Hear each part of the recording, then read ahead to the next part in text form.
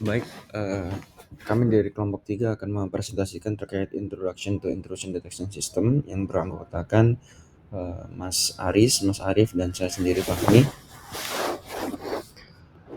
Saya akan membahas terkait pengantar intrusi detection system.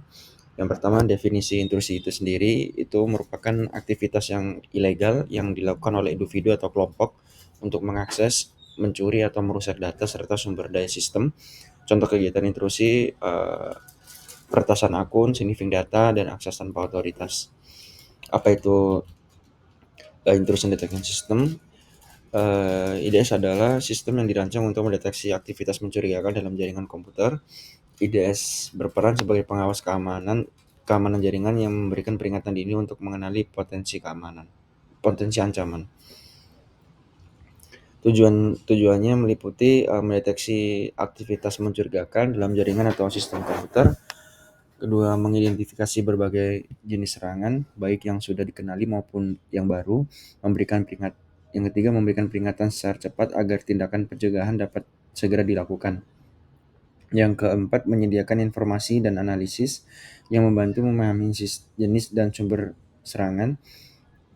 Yang kelima, mengurangi kesalahan deteksi seperti alarm palsu, false positif, atau serangan yang tidak terdeteksi false negatif.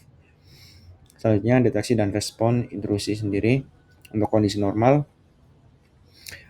pada kondisi normal sistem memenuhi semua hal berikut. Contohnya kayak pola perilaku pengguna dan proses dapat diprediksi sesuai kebiasaan. Tidak ada rangkaian perintah yang berusaha melanggar kebijakan keamanan. Semua proses berjalan sesuai spesifikasi dan aturan yang telah ditetapkan. Jadi jika semua terpenuhi itu sama dengan sistem aman.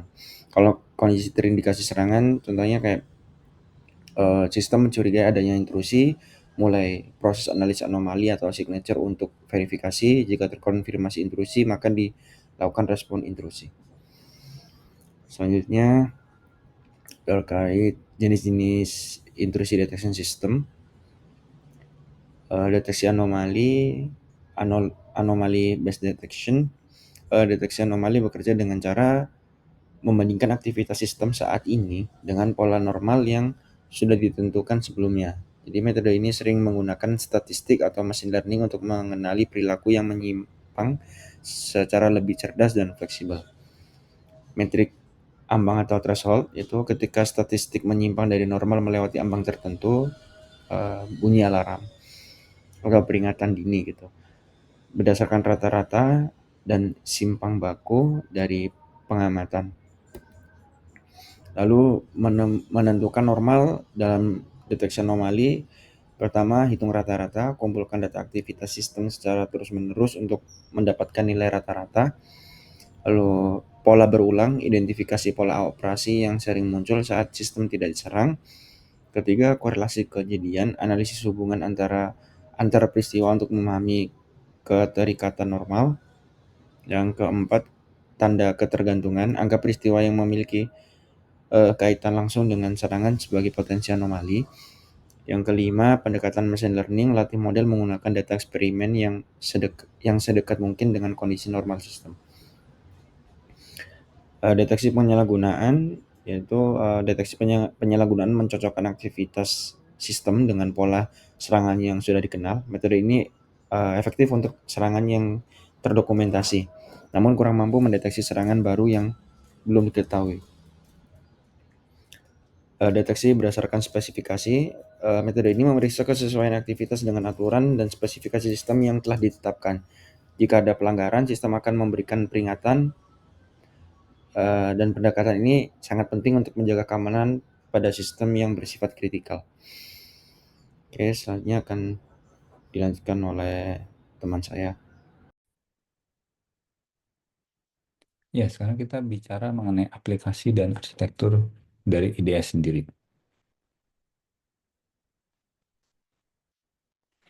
Contoh aplikasi sistem IDS.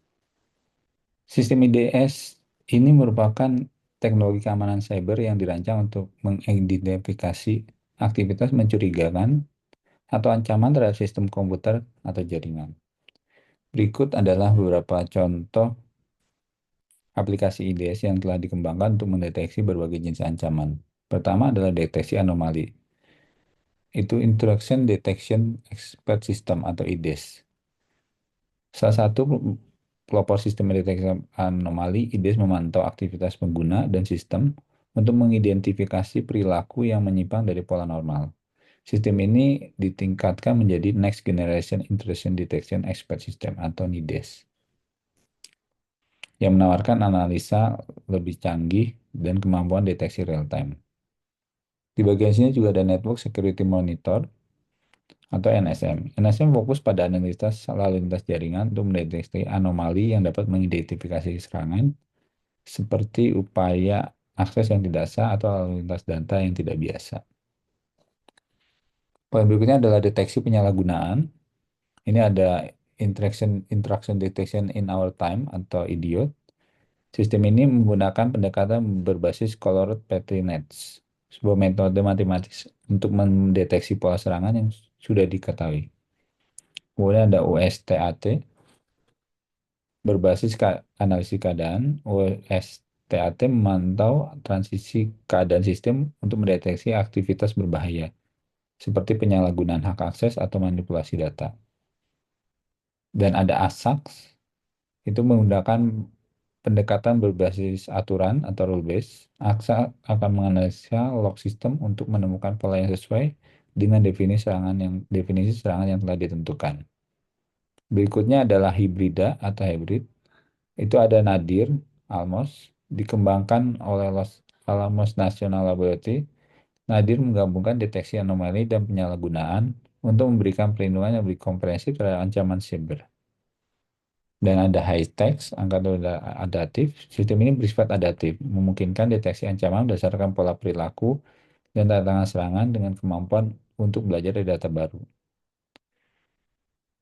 Ada Hyperview, itu menggunakan neural network untuk menganalisis data secara mendalam. Hyperview mampu mendeteksi ancaman kompleks yang tidak mudah dikenali oleh sistem berbasis aturan tradisional. Yang terakhir ada IDS terdistribusi, itu gabungan dari hashtag dan NSM.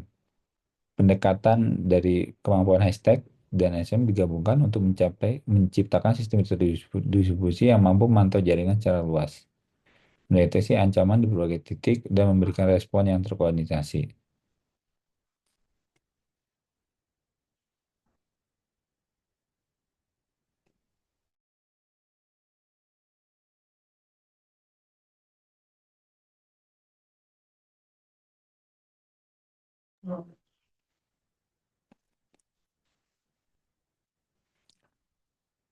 Berikutnya adalah arsitektur dari IDS. IDS dirancang dengan arsitektur untuk memungkinkan analisa cepat dan respon terhadap ancaman. IDS bekerja dengan menganalisis log peristiwa atau log events yang berjalan secara real time untuk memastikan deteksi yang tepat waktu.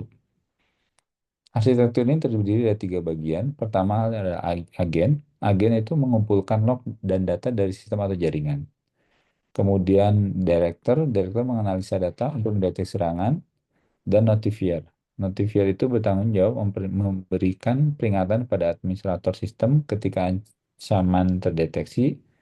Peringatan itu bisa berupa email, pesan teks, atau entry dalam dashboard.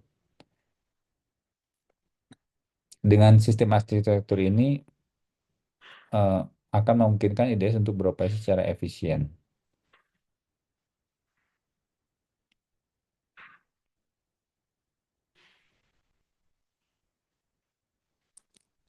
Berikutnya adalah kategori IDS berdasarkan lokasi. Berdasarkan lokasi penerapannya, IDS dapat dibagi menjadi 2 kategori utama, yaitu host based IDS ini dan network based IDS. Host based IDS itu berfungsi untuk memantau aktivitas di dalam perangkat host seperti server, komputer, atau IoT. Cara kerjanya ini akan menganalisa aktivitas log sistem operasi seperti log masuk pengguna, perubahan file, atau aktivitas aplikasi yang lain. Terus lalu melakukan mendeteksi ancaman seperti perangkat langganan berbahaya, akses tidak sah, atau perubahan konfigurasi yang tidak diizinkan. Selanjutnya adalah network based IDS. Network based IDS ini memantau lalu lintas data jaringan dengan pakai sniffing atau log firewall.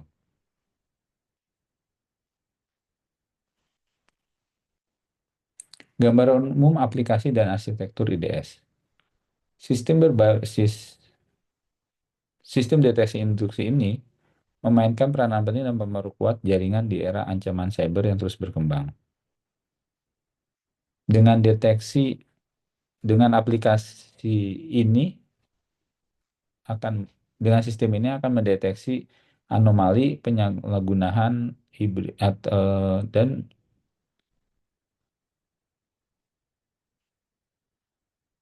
deteksi yang lain. IDS mampu menangani berbagai jenis ancaman, mulai dari serangan basis jaringan hingga penyalahgunaan internal. Arsitektur IDS yang seperti tadi saya bilang, agen, direktur, dan notifier, memastikan bahwa ancaman dapat dideteksi secara real-time dan ditangani dengan cepat. Secara keseluruhan, IDS tidak hanya meningkatkan kemampuan organisasi untuk mendeteksi ancaman dengan efisien, tetapi juga memungkinkan respon yang cepat dan terorganisasi.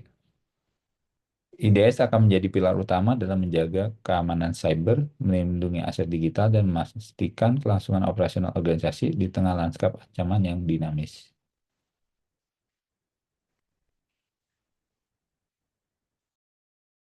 Saya Arif, saya akan melanjutkan mengenai tantangan dan tindakan respon. Nah, di sini eh, tantangan dalam penggunaan IDS itu ada beberapa macam. Yang pertama itu ada IDS tidak berguna kecuali akurat. Nah, kemudian IDS harus mendeteksi sebagian besar instruksi dan juga IDS harus memastikan sebagian besar alarm benar-benar instruksi. Nah, itu tujuannya mengurangi false positif atau laporan serangan padahal tidak ada serangan yang masuk begitu, dan juga mengurangi false terjadi serangan tapi IDS gagal melaporkan.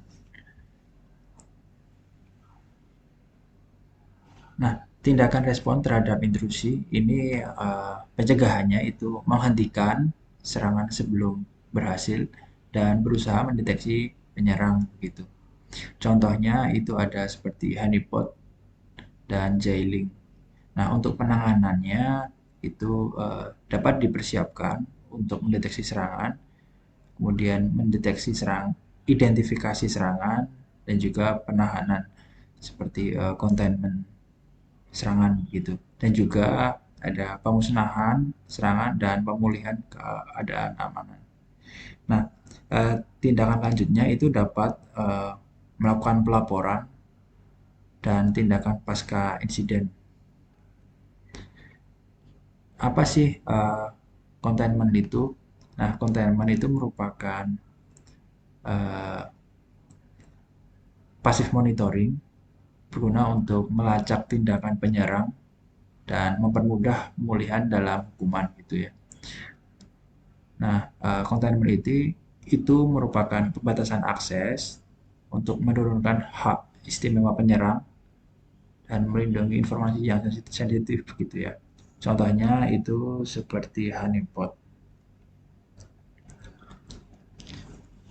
Nah, ada juga pemusnahan atau kita sebut biasanya eradication gitu ya. Itu merupakan tindakan untuk menghentikan koneksi jaringan dan juga menghentikan proses yang terinfeksi dan juga memblokir serangan di masa depan. Nah, untuk kasus memblokir serangan di masa depan ini seperti menutup port, kemudian melakukan blocking pada alamat IP tertentu dan membungkus wrapper aplikasi yang diserang begitu. Nah, tindakan yang dapat kita lanjutkan gitu ya. Tindakan lanjutnya itu seperti tindakan hukum. Kita melaporkan kepada hukum gitu ya.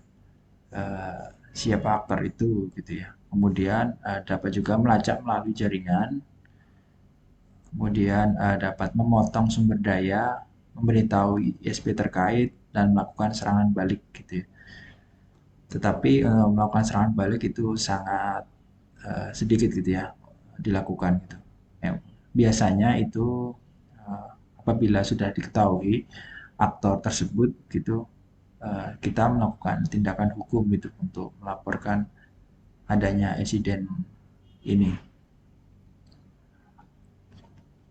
Nah, kesimpulannya itu IDS sangat penting untuk keamanan jaringan. Sistem ini harus terus diperbarui dan dioptimalkan agar dapat mendeteksi ancaman dengan efektif dan menjaga keamanan yang maksimal gitu ya. Nah, mungkin sekian presentasi dari kelompok kami. Terima kasih.